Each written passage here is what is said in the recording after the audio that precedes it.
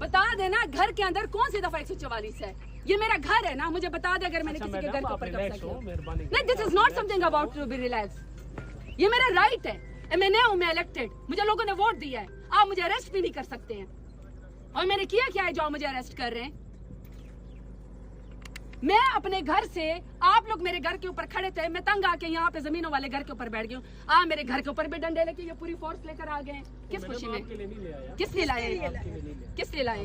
दहशतगर्द हूँ मैं, गद्दार हूँ मैं, बम वो किया है, क्या किया है मैंने? मैं अपने घर की दहलीज पे खड़े हूँ, आप मेरे घर की दहलीज पे आके मुझे चार दीवारी को आप पामाल कर रहे हैं।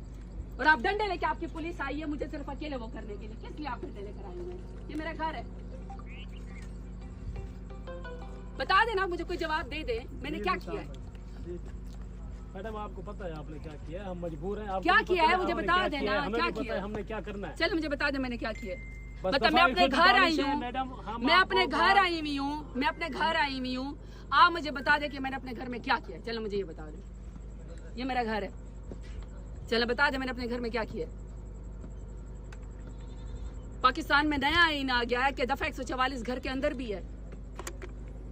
बता दें। दफा 144 वाली बात हमें तो नहीं।